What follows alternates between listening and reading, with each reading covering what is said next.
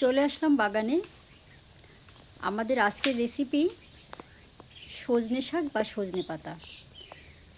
এই জন্যই বাগানে এসেছি এবং পাতা পাড়ছি। তো সজনে পাতা আসলে আমরা কেন খাবো? যদি কারো ডায়াবেটিস থাকে তাহলে অবশ্যই সজনে পাতা খেতে পারেন। যদি কারো শরীরে রক্ত স্বল্পতা থাকে তাহলেও সজনে পাতা খেতে পারেন। যদি কারো শরীরে ক্যালসিয়াম কম থাকে বা ঘাটতি থাকে তাহলেও কিন্তু সজনে পাতা খেতে পারেন। যদি কারো হাই প্রেশার থাকে তাহলে কিন্তু সজনে পাতা খেতে পারেন।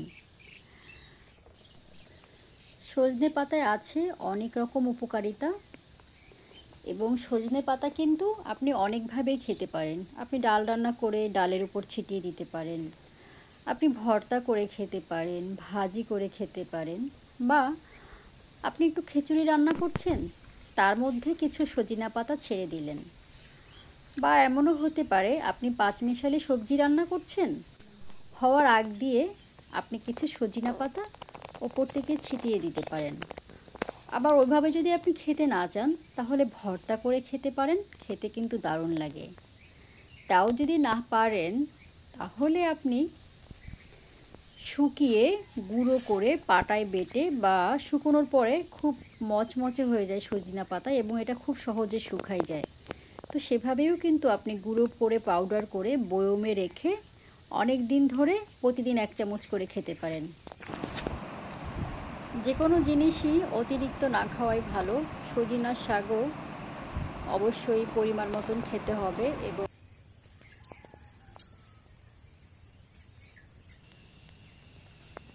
আপনারা কিন্তু সজনা গাছ লাগাতে পারেন বাড়ির আঙিনায় বা ছাদে বা বারান্দায়, যেখানে রোদ আছে, রোদ পড়ে সাধারণত সেই সব জায়গায়। আর সজনার ডাল লাগালেই কিন্তু সেখান থেকে কুশি জ্বালিয়ে সজনা গাছ হয়ে যায় এবং যখন সজনা গাছটা আপনার হাতের কাছে থাকবে তখন কিন্তু আপনি যখন তখন এটাকে ব্যবহার করতে পারবেন।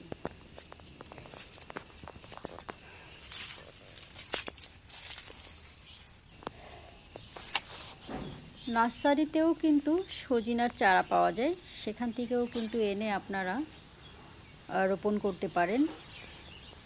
তো শুধু সজনা গাছ না, যে কোনো গাছ বা যে কোনো সবজি কিন্তু আপনারা যদি বাড়ির আঙিনায় বা বারান্দায় বা ছাদ কৃষি করতে পারেন সেটা কিন্তু স্বাস্থ্যের জন্য অনেক ভালো এবং আপনার সময়ও বেঁচে যায় এবং আপনি কি খাচ্ছেন সেটা কিন্তু আপনি জানতে পারছেন।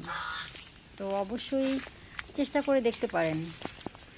এখন সামনে শীতের সিজন আসছে, তো শীত আসতে আসতে কিন্তু লাউয়ের চারা রোপণ করতে পারেন, সিমের চারা রোপণ করতে পারেন একটা পাশে বা একটা কর্নারে বারান্দার বা ছাদে বা বাড়ির আঙিনায়।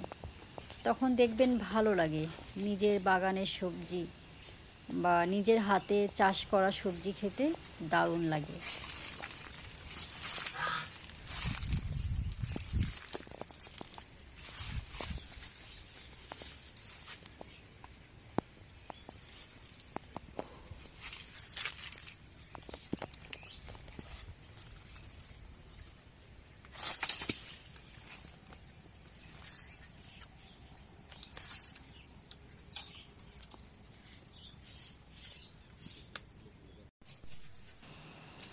তো আমরা এখন রেসিপিতে চলে আসলাম। আমি এখানে নিয়ে নিয়েছি 2টো পেঁয়াজ, কিছু কাঁচামরিচ, সেটা ঝাল অনুযায়ী যে আপনি কতটুকু ঝাল খাবেন, এবং কিছু রসুন আমি ছুলে ধুয়ে কেটে নিব এবং আর কিছু লাগবে না।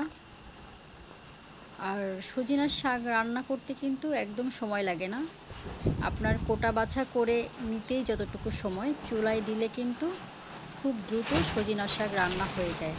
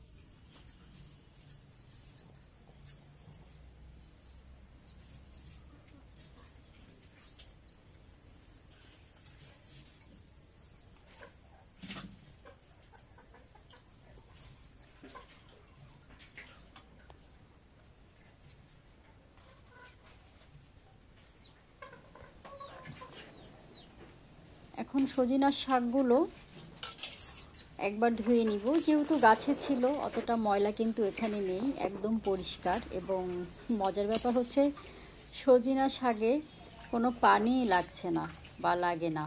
কচুর পাতা যেমন ওপরের দিকটা, সজিনা পাতাটাও কিন্তু সেরকম। তো আমি একবার ধুয়ে নিচ্ছি, ধুয়ে আমি ভালো করে কুচো করে নিব। তো আমার ধোয়া হয়ে গেছে। এখন আমি একদম যতটুকু সম্ভব ঘষে ঘষে খুব চিকন করে কুচিয়ে নিব।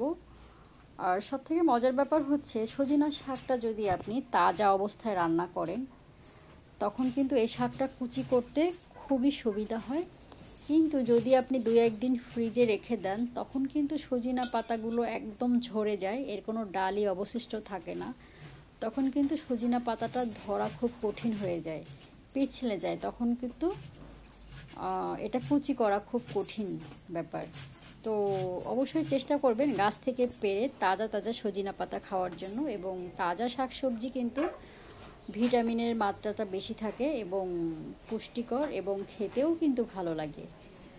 তো তাহলেও কিন্তু আপনাকে অবশ্যই গাছ লাগানো দরকার ও উচিত।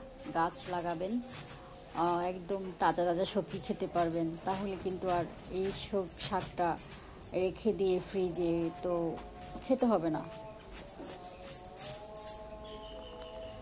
তো আমি এভাবে কুচিয়ে কুচিয়ে পাতাগুলো কেটে নিচ্ছি এবং দেখতেই পাচ্ছেন আপনারাও কিন্তু চেষ্টা করবেন এভাবে ঘষে ঘষে সজিনার শাক কুচিয়ে নেওয়ার। তো এখন আমি কড়াইতে 4টে শুকনো মরিচ দিয়ে দিয়েছি ভেঙে।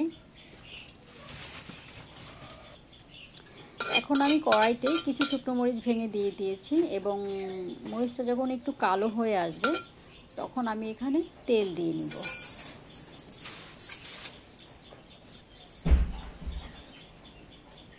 তো আমি এখানে তেল দিয়ে নিচ্ছি পরিমাণ মতন। তেলটা নিজের মতন খেতে হয়, যেমন আপনারা একটু কম বেশি করে নিতে পারেন।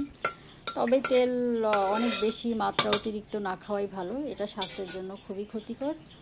যতটুকু সম্ভব কম দেওয়া ততটাই ভালো। এখন আমি দিয়ে দিচ্ছি কুচানো পেঁয়াজ ও কাঁচামরিচ এবং ভালো করে নিয়ে নিতে হবে এই অবস্থায়।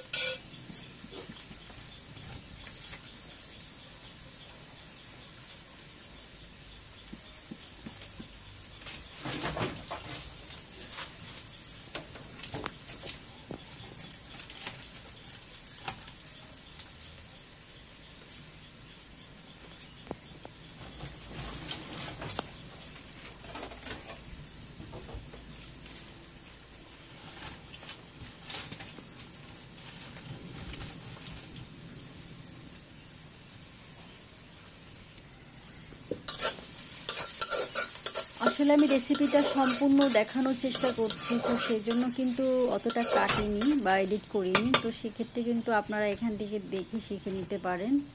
টেনে দিলে যেটা হবে যে আপনারা হয়তো বা বুঝতে পারবেন না কি অবস্থা। তো এই জন্য একটু ধৈর্য ধরে দেখতে হবে।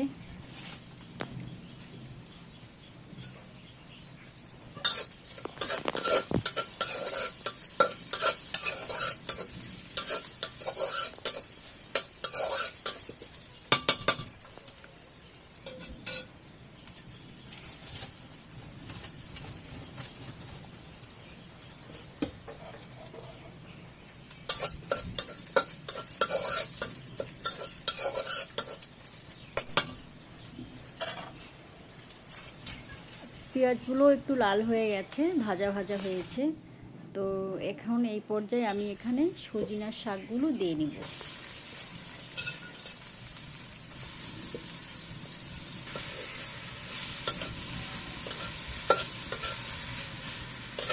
সজিনার শাকগুলো দিয়ে নিচ্ছি। এখন ভালো করে নাড়তে হবে খুন্তির সাহায্যে। এবং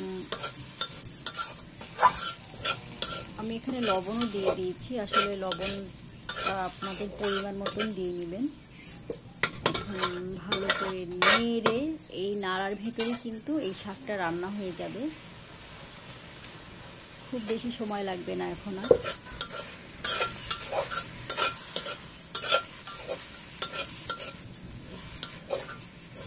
শাক রান্না করার সময় অবশ্যই খেয়াল রাখতে হবে যে নিচ থেকে যেন পুড়ে না যায় বা ধরে না যায়, তাহলে কিন্তু পোড়া পোড়া একটা ভাব আসলে খেতে ভালো লাগবে না এবং আসল যে স্বাদ ও গন্ধ সেটা কিন্তু পাল্টে যাবে। তো অবশ্যই চেষ্টা করতে হবে যেন পুড়ে না যায়।